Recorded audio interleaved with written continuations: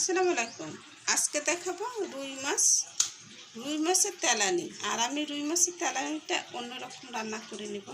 তার জন্য মশলা সব কিছু বেটে নিয়েছি। তা এখানে প্রথমে একটু লবণ দিয়ে একটু মেখে নিচ্ছি, এটাকে ভেজে নেব। তা এখানে দিয়ে দিচ্ছি হলুদ। তো এটা বাটা, তার জন্য একটু কমিয়ে দিচ্ছি। এটাকে ভেজে তারপর রান্না করতে হবে। সামান্য একটু মরিচের গুঁড়া দিয়ে দিচ্ছি, তাহলে কিন্তু সুন্দর একটা কালার আসবে। আর ভাজাটা সুন্দর মতো না হলে কিন্তু ভালো লাগবে না। আর বেশি ডার্ক করে একেবারে কড়া করে ভেজে নেবেন না, হালকা একটু ভেজে নেবেন। তাহলে এটাকে মাখিয়ে নিলাম। আর এখানে দেখাচ্ছি মশলা। এখানে হলো আপনার পেঁয়াজ বাটা, রসুন বাটা, এখানে আদার সাথে রসুন আছে।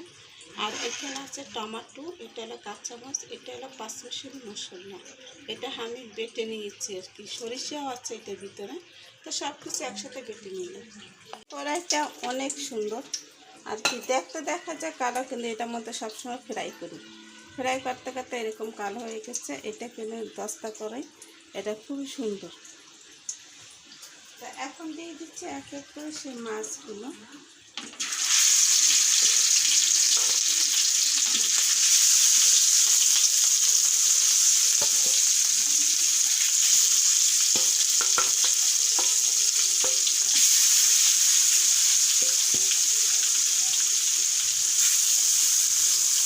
মাছগুলো দিয়ে এখানে আমি মশলাটা রেডি করে নিচ্ছি।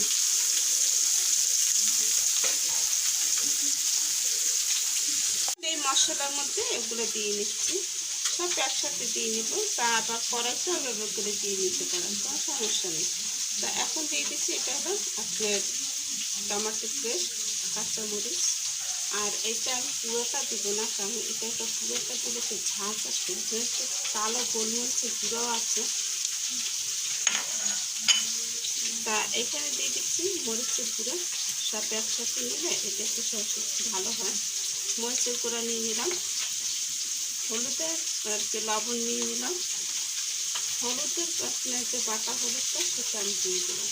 বাটা হলুদে কিন্তু অনেক কালার আসে। আর এখানে দিয়ে দিচ্ছে ফিশ মশলা। আপনার ফিশ মশলা আপনার জয়রত্রি, পোস্তদানা, সরিষা হতে শুরু করে সব পাবেন। এই মশলার মধ্যে সব কিছুই আছে।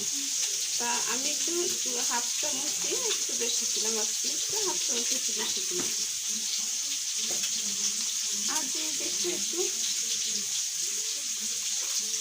এটা আমার নিচে রেখে ধনে জিরা একটু ছাই মশলা, সেটা আমি দিয়ে দিলাম, একটু অল্প করে দিয়ে দিলাম। তা এখন সুন্দর করে এটাকে পেস্ট বানিয়ে নিচ্ছি। তার সাথে একটু পেস্ট বানিয়ে নিলে সুন্দর মতন হয়ে যাবে। তাতে করে রান্নাটা আজকে আমি রান্না করবো দুলদুলটা দিয়ে। দুলদুলটা হলো এই বেলায় স্কিপ করবেন, এটা না দিলে হয়, কিন্তু আমি ওটার কালারটা ধরে রাখবো আর কি, সবুজ কালারটা থাকে তার জন্য। আর এটা খেতে কিন্তু খুব সুন্দর লাগবে।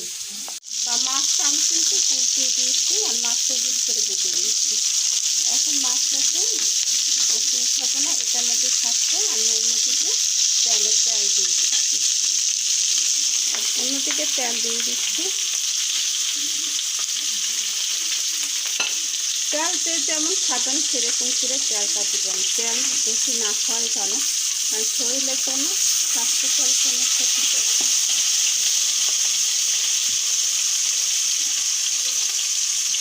এখন দিয়ে দিচ্ছি সেই পেস্ট। করে এখন সুন্দর মতো তৈরি দিচ্ছি।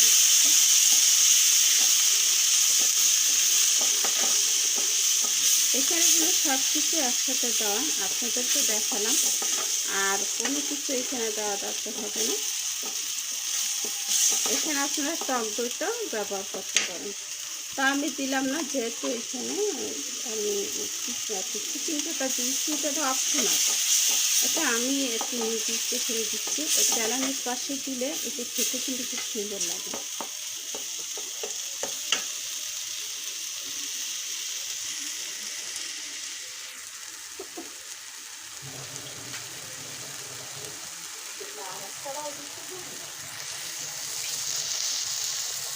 তা এটাকে যতক্ষণ কষাবেন তার মধ্যে কিন্তু তেলটা কিন্তু উঠে যাবে। এই দেখুন তেলটা কিন্তু অলরেডি উঠে যাচ্ছে।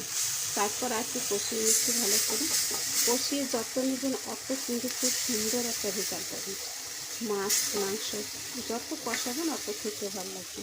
তা এখন একটু পানি দিয়ে দিচ্ছি, দিয়ে আবার একটু কষিয়ে নেব। এখানে একটু ধনে জিরার গুঁড়ো দিয়ে দিলাম। এটা হলো আপনার কাঁচা ধনে জিরার গুঁড়োটা, ওটা দিতে মনে ছিল না তাই এখন অ্যাড করে দিলাম। তা আরেকটু কষিয়ে নিচ্ছি। দেখুন যখন কিন্তু তেলটা একটু একটু ছেড়ে ছেড়ে যাবে তখন কিন্তু আপনারা এখানে যেটা আছে সেটা দিয়ে দিতে পারবেন। এখন আমি দিয়ে দিতেছি আপনার কি এটাকে ঝিঙ্গা। আমি ঝিঙ্গেটা ছোটো ছোটো করে আর কি লম্বা করে ঝিঙ্গারের মতো আমি কেটে নিয়েছি। তা এইভাবে করে কেটে নিলে এটা কিন্তু দ্রুত পানি উঠে যাবে। তা এখন আমি একটু সামান্য একটু পানি দেবো, সামান্য।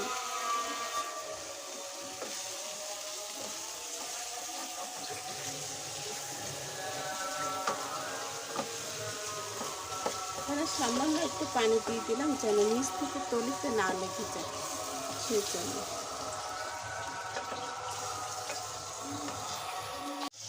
এটা কিন্তু খুব সামান্য করে পানি দেওয়া লাগে, বেশি পানি দেওয়া লাগে না, কারণ এইটা কিন্তু পানি এলা জিনিস, অল্পতে পানি উঠে যায়।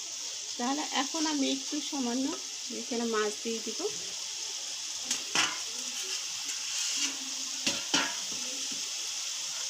মাছটা ঢেলে দিয়ে দিচ্ছি।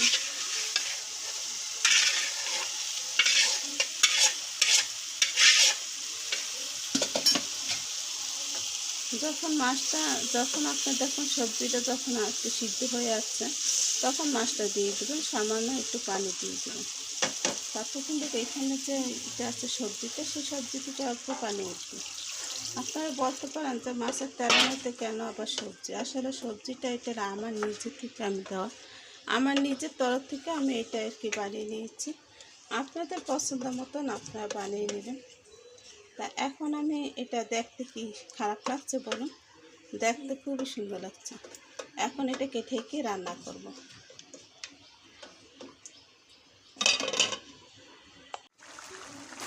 মাছটা দেখুন হয়ে আসছে আর কালারটাও সুন্দর আসছে। এখন দিয়ে দিচ্ছি এখানে ধনেপাতা। ধনেপাতাটা দিলে খুব সুন্দর একটা সেন্ট আসে। আর সামান্য একটি জিরার গুঁড়া, এটা আপনারা দিলে দিতে পারেন, না দিলে এটা অপশনাল। এটা না দিলে চলে, কারণ ধনেপাতা দিলে এটা জিরার গুঁড়া দেওয়া লাগে না। তা এখন আমি অল্প একটুখানি জিরার গুঁড়া দিয়ে দিলাম আর এটাকে ঢেকে দিয়ে দেবো। আমার রান্না কিন্তু কমপ্লিট। আপনাদেরকে দেখাচ্ছে মাছটা কীরকম হয়েছে আর এটা কত সুন্দর একটা লোভনীয়, খেতে খুবই সুস্বাদু। এরকম লোভনীয় মাছ রান্না করে খেয়ে বাচ্চাদের সাথে আনন্দ উৎসব করে নেবেন আর হাজব্যান্ডের সাথে। তাহলে আজকের মতন বিদায় নিচ্ছি বন্ধুরা, আল্লাহ হাফেজ।